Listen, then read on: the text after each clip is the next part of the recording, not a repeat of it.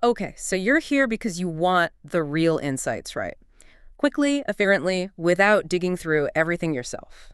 That's what we do here on the Deep Dive.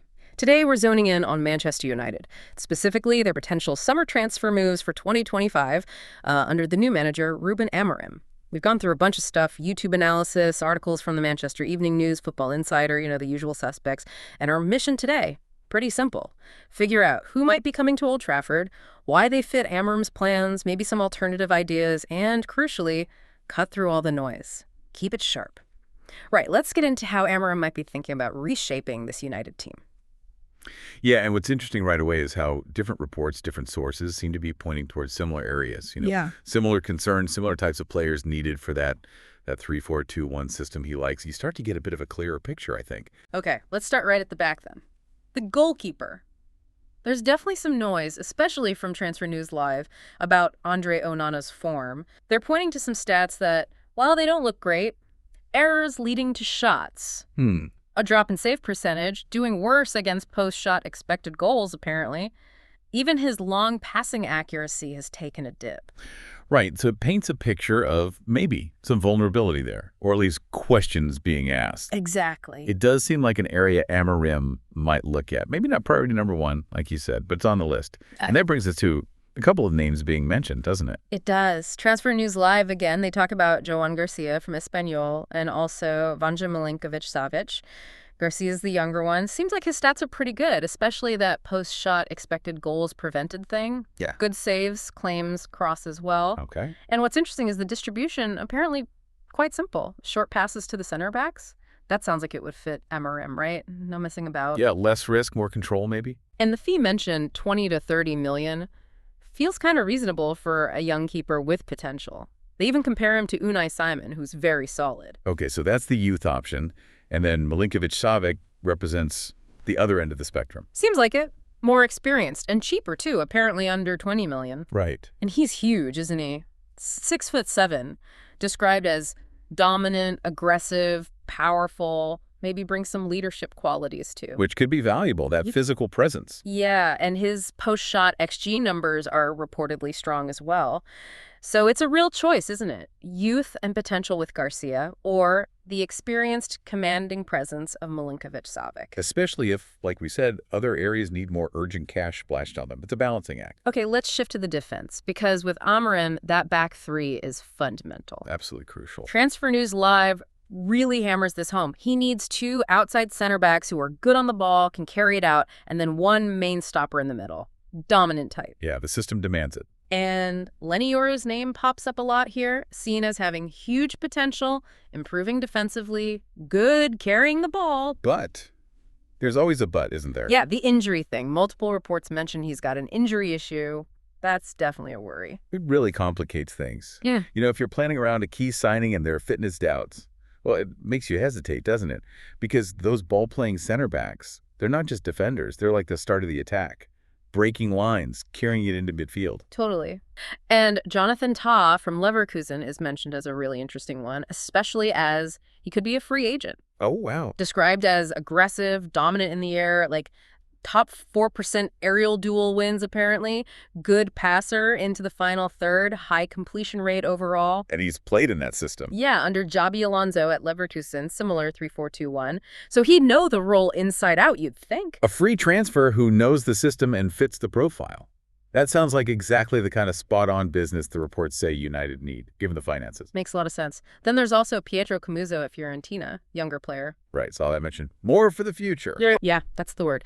Fiorentina apparently want 25 million pounds. He just signed a new deal, too. And the reports say getting him depends a lot on getting Champions League football. Plus, Arsenal, Chelsea, Newcastle are supposedly interested, too. So sounds like a tougher one to pull off right now. Seems that way. Especially with Evans and Lindelof maybe leaving. Oh, and Football Insider says Amorim actually wants Maguire to sign a new deal. Interesting. So maybe Maguire's the plan A for that central role, despite the injuries, and Tah is the potentially brilliant free alternative or backup, and Camuzzo is more a long-term thought. Kind of sums it up, yeah. Lots of moving parts. Okay, let's move upfield. Midfield, Bruno Fernandes, obviously central to everything. Absolutely. Transfer News Live points out his goal involvement in 2025 has just been massive. He is the creative engine. No question. So the key is finding the right partners for him, isn't it? Who complements him. Yeah. Manuel Ugarte gets mentioned. World-class ball winner, apparently great at disrupting play, but maybe not the best passer. Room for improvement there is the suggestion from Transfer News Live, which implies you need someone else alongside him who can dictate play more. Right. Someone to connect things. And Ederson from Atalanta is put forward as that guy. Box-to-box midfielder, seems really well-rounded, defends, links play, gets forward. And he knows the back three system from Atalanta. Exactly. Good tactical understanding. Described as a metronomic passer, improved his dribbling too. They mention a goal against Barcelona as an example. Fast, physical, ticks a lot of boxes. He sounds like a really good fit, potentially, providing that energy and balance alongside, say, Fernandes and Ugarte. But then the Manchester Evening News throws another name in, Douglas Luiz at Juventus, potentially cheaper than Ederson. Ah, the budget option. Sort of. Described as solid defensively, but also good on set pieces, tidy playmaker. Juventus supposedly open to selling. Newcastle, Forest also interested. Real Premier League experience there, too, with Villa previously. Yeah, and the Memen article kind of hints he could be the perfect partner for Ugarte. Interesting. So maybe less dynamic than Ederson, but perhaps more controlled. And that set-piece threat is always useful. Plus, the cost factor. It could be significant if they need to buy multiple players. Definitely consideration. Okay, wingbacks. Absolutely vital in Amorim's 3-4-2-1. Yeah, they're almost like wingers, aren't they? Need huge attacking output. Totally. Transfer News Live makes that point. Currently, you've got Dalet and Amad Diallo mentioned as options. Amad's been really good going forward. Dalet maybe has more potential offensively than he's consistently shown. That's the suggestion, yeah. But then you get to Jeremy Frimpong. Ah, yes. Leverkusen guy. Seems like a very obvious link. Super obvious is how Transfer News Live puts it, especially with that release clause around £35 million. Which, for a player performing like him, seems pretty reasonable in today's market. Right. Described as elite going forward, holds the width really well, stretches teams, scores a lot for a defender. Operates really high up the pitch. Yeah, creates space, good crosses, rapid. He just screams, Amorim, wingback. He really does. Fits the profile almost perfectly. Yeah. If that release clause is real and accurate, you can absolutely see why United would be all over that. It solves a key position with a top player. Okay, let's look at the very front then. Attacking reinforcements. Even with Garnacho, Højlund, maybe Zirkzee, Transfer News Live suggests the front line needs a bit of a refresh. More creativity, more consistent threat. Makes sense. Need options, need different profiles. And Matheus Cunha from Wolves gets a lot of mentions. Both Transfer News Live and the Metro link him heavily, likely for one of those attacking midfield spots behind the striker. Right, the number 10 roles in the 3-4-2-1. Exactly. Praised for unlocking defenses, played well in a similar system, apparently really good in zone 14 just outside the box. Scored 15 non-penalty goals this season. Which is impressive. Yeah, apparently the best since Ferguson for a United target playing outside the box like that. Wow, and the Metro report says it's really close. Personal terms almost done. United ready to pay the 62.5 million rand release clause plus add-ons. And Cunha wants the move, Wow. wants to play for Amorim. That's what they're saying. Really keen. Okay, well that sounds like a deal with serious legs then. High priority, fits the role, player wants it. Kicks all the boxes, doesn't it? Seems like it. Then the main striker role, number 9, Victor Osimhen, mentioned as elite, but Very expensive. yeah, probably unrealistic given other needs. Probably. Which brings us to Liam Delap at Ipswich. Right, the power forward type. Yeah, style seen as suiting Amorim. And crucially, reports mention a relegation release clause around £30 million. Ah, that makes him very interesting. Scored 12 goals in the Prem for Ipswich. Which isn't bad at all. Worked with Maresca before, who's now at Chelsea. And Chelsea are apparently also really keen on him. Confident, even. Okay, so competition there again. But Delap offers that physical presence, maybe different to Højlund. Gives Amorim another option up top.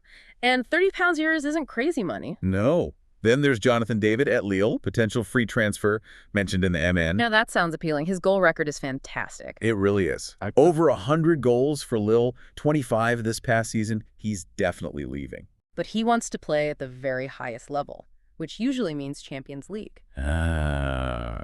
So that Europa League final becomes absolutely massive again. Win it, maybe you get David. Lose it, probably not. Feels that way, yeah. Huge implications. Okay, any other attackers mentioned? briefly. Uh, Right. And Victor Gyökeres, the Sporting striker. Yeah, he comes up mainly because Arsenal are linked, and it's mentioned alongside the Delap stuff. Reportedly available for 60 million pound, amazing record at Sporting after doing well at Coventry. Right. Championship point. Yeah, one report mentioned potential snobbery towards players from the EFL, suggesting maybe talent like Gyökeres or Delap gets slightly overlooked sometimes. Interesting point. But Gyökeres seems more like an Arsenal target for now. Yeah, seems that way. So, pulling it all together, it really looks like Amorim has a clear idea that 3-4-2-1 needs specific types, doesn't it? Absolutely. Ball-playing defenders, a dominant center back, energetic midfielders, those attacking wing backs, and then options up front, creativity and goals. The tactical fit just seems paramount in all these links. Yeah, it's either players who've played the system or have the exact attributes needed. And the money side is clearly huge. Limited funds mean they have to be smart. Free transfers like Ta or David, if possible, become massive. Release clauses like Frimpong or Delap look appealing for value. Which, again, circles back to that Europa League final against Spurs. Champions League money and prestige. It changes the game completely for who they can realistically target, doesn't it? Players like Camuso, David, it likely hinges on that result. Totally. As the MEN said, business needs to be spot on. No room for error, really. And just as a bit of background context, there were those reports about low morale, too, weren't there? Like in the Back Pages Tonight bit, mentioning Amorim paying for staff tickets. Yeah, it suggests maybe a wider need for a reset at the club. Not just the players, but the whole atmosphere, perhaps. Which is another big challenge for Amorim, alongside the transfers, rebuilding that spirit. Definitely. It all goes hand in hand, the recruitment and the environment. Okay, so let's quickly recap for you. Potentially a new keeper youth like Garcia, or experience like Milinkovic-Savic. Defense focused on that back three. Euro targeted but injured. Ta, a possible freebie. Camuso for the future. Midfield could see Ederson or Douglas Luiz come in. Wingbacks, Frimpong looks like the main target. And up front, Kuna seems close for that attacking midfield role, with Delap or David as striker options. Yeah. But remember, it's all potential, based on reports right now. Things change fast in the transfer window. Super fast. But these names give you a really good sense of the direction Amorim likely wants to take Manchester United. The profile of player, the positions, it paints a clear picture of his intentions. Right. So, final thought for you to chew on. Given Amorim's system, the likely budget, all that, which 2 or 3 of these potential signings do you think would make the biggest difference for United next season, and why? Think about the positions, the system fit, not just the name. Thanks for diving deep with us on these potential United moves.